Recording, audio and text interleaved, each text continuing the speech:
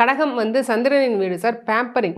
கடகத்தில் ஒரு அப்பாவே இருந்தாலும் அம்மா மாதிரியான குணங்கள் கடகத்துக்கிட்ட இருக்கும்.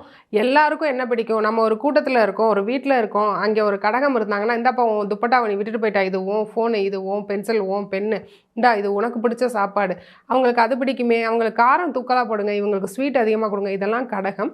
இன்னொன்று கடகம்ங்கிறது நீரின் வீடுகளில் ஓடுகிற தண்ணீராக கடகத்தை சொல்கிறோம். ஓடுற தண்ணியில் எப்படி பாசி படியாதோ அதுபோல் கடகராசிக்காரங்க மனசில் ஒரு பாசி அழுக்கு எதுவுமே இருக்காதுங்க. அழுக்கே இல்லாத ஒரு ராசி அப்படின்னா அது வந்து கடகம்.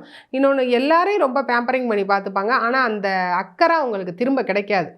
மற்றவங்கள நம்ம இவ்வளோ பார்த்துக்குறோம், ஆனால் நம்மளை பார்த்துக்க ஆள் இல்லை அப்படின்ற ஒரு விரக்தி, ஒரு வெற்றிடம் கடகத்துக்கு என்றைக்குமே இருக்கும். முடியல, இப்போ நம்ம அம்மாவுக்கு முடியலன்னா என்ன பண்ணுவோம், அம்மா ஒரு பேராஸ்டமால் போடுமா சரியாகும் நம்ம போகிற மாதிரி கடகராசிக்காரவங்க நிறையா இடங்களில் கொஞ்சம் தள்ளி வைக்க உதாசீனப்படுத்தப்படுறதா ஃபீல் பண்ணுவாங்க.